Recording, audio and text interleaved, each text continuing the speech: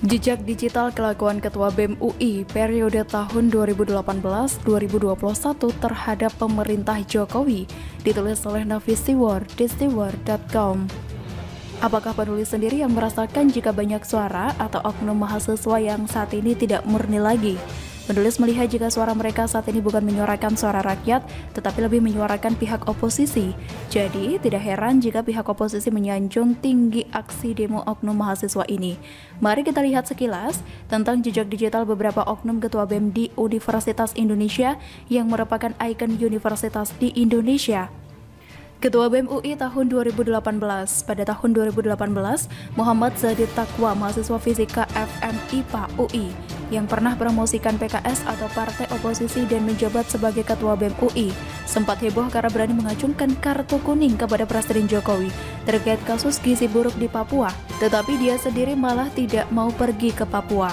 Gimana logikanya nyinyir terhadap Presiden Jokowi terkait gizi buruk, tapi dia sendiri tidak mau pergi ke Papua? Sehingga tidak heran jika dokter muda di Papua mengirimkan surat menohok ke Zadid.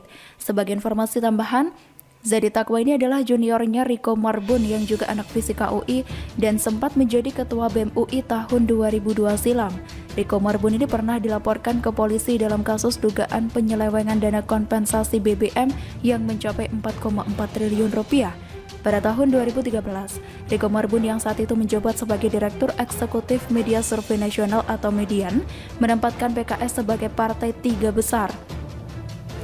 Namun pada akhirnya hasil median melesat jauh. Pada pemilu 2014, PKS hanya menempati peringkat ke-7, jauh di bawah perolehan suara PDIP dan juga Golkar. Lanjut Koordinator Jaringan Masyarakat Muslim Melayu atau Jamal, Rafiq Al-Fikri Rafiq lagi. Pada tahun 2014, lembaga survei median ini juga menyebutkan jika Prabowo Hatta unggul atas Jokowi JK. Dan survei lembaga median tersebut lagi dan lagi terbukti tidak akurat karena yang menang jadi presiden dan wakil presiden tahun 2014 adalah pasangan Jokowi JK. Ketua BEM UI tahun 2019. Pada tahun 2019, kita juga masih ingat bagaimana jejak digital Ketua BEM UI bernama Manik Margana Mahendra. Banyak mahasiswa yang melakukan demo menolak rancangan Kitab Undang-Undang Hukum Pidana atau RKUHP, RUU KPK, dan lain-lain, sampai jadi salah satu narasumber dalam acara TV, tetapi mereka sendiri bukan jurusan hukum. Yang jurusan hukum siapa? Tanya Karni Ilyas.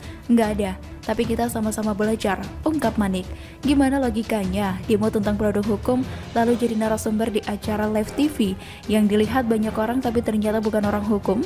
Menteri Hukum dan HAM Yasona Lauli sampai malu mendengar ocehan Ketua BEM UI dan kawan-kawan tersebut dalam acara itu.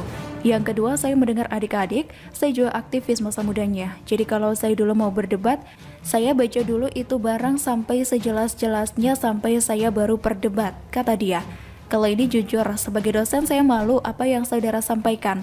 Malulah, nggak baca kasih komentar didengar orang di ILC, saya sampai tutup mata tadi, ujarnya. Ketua BEM UI tahun 2020. Ketua BEM UI tahun 2020 bernama Fajar Adi Nugroho nggak di-up dan dihebohkan oleh media karena pernah ketahuan melakukan aksi demo mengemis subsidi pulsa tahun 2020 lalu, WKWKWK. Kebijakan melaksanakan aksi daring melalui media sosial nanti malam dengan menyebarkan Instagram Story sebanyak-banyaknya dan menandai pihak kampus, serta membuat petisi di change.org, ujar Ketua BEM UI Fajar Adi Nugroho. Ketua BEM UI tahun 2021. Pada bulan Juni 2021 lalu, kita juga dibuahkan dengan aksi meme The King of Lip Service dalam akun resmi BEM UI terhadap Presiden Jokowi. Bahkan Ketua BEM UI tahun 2021 bernama Leon Alvinda Putra mengatakan juga meme tersebut sebagai kritikan terhadap Presiden Jokowi.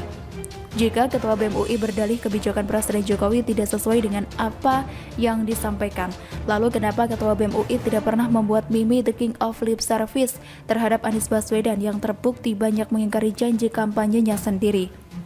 Bulan Juni 2020 lalu, BEM UI pernah membuat diskusi publik tentang Papua yang salah satu pembicaranya adalah Veronica Koman.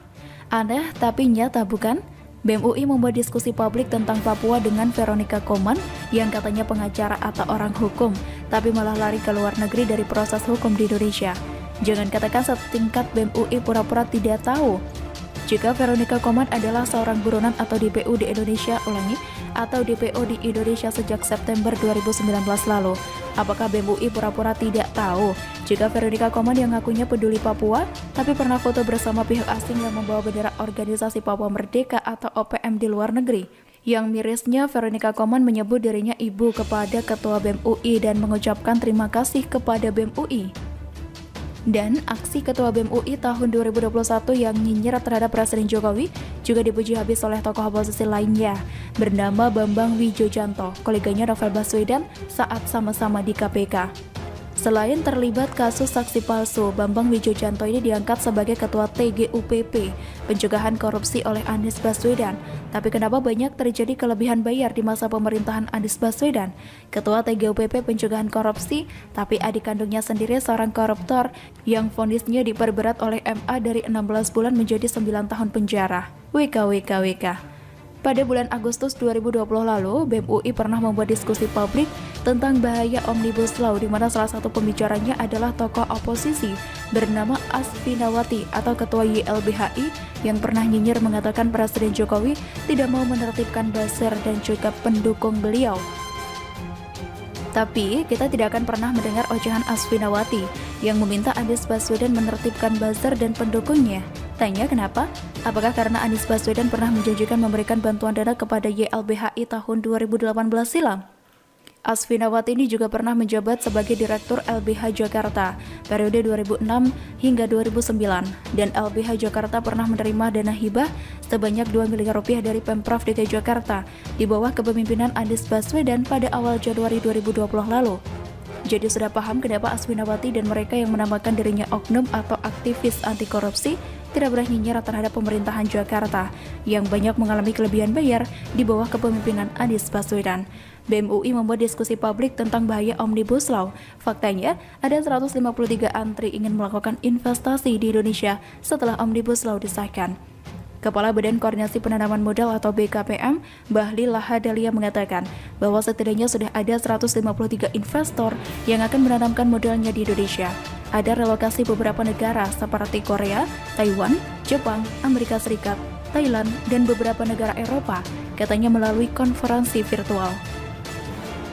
Pihak PT JP Morgan Securities Indonesia menilai adanya Omnibus Law Undang-Undang Cipta Kerja atau Ciptaker yang sudah disahkan dalam sidang paripurna 5 Oktober 2020 silam sebagai satu katalis positif untuk pasar keuangan di Indonesia. Jadi saya rasa ini menjadi light at the end of the tunnel, di mana kondisi Indonesia masih belum pulih of the COVID pandemic. Tapi ternyata ada katalis baru Omnibus Law Cipta Kerja untuk meningkatkan pertumbuhan ekonomi, meningkatkan lapangan kerja, dan yang paling penting membawa investasi untuk masuk ke negara kita, katanya. Dan sekarang meskipun situasi di Indonesia masih di tengah pandemi corona saat ini, tetapi realisasi investasi semester 1 2021 Indonesia mencapai 442,8 triliun. Jadi, masih percaya dengan ocehan BEM UI yang membuat diskusi bahaya Omnibus Law bersama tokoh oposisi? Itulah sekelas jejak digital kelakuan Ketua BEM UI tahun 2018 sampai 2021 terhadap pemerintahan Presiden Jokowi saat ini. Masih percaya mereka murni menyuarakan suara rakyat. Wassalam, Davisi Ward.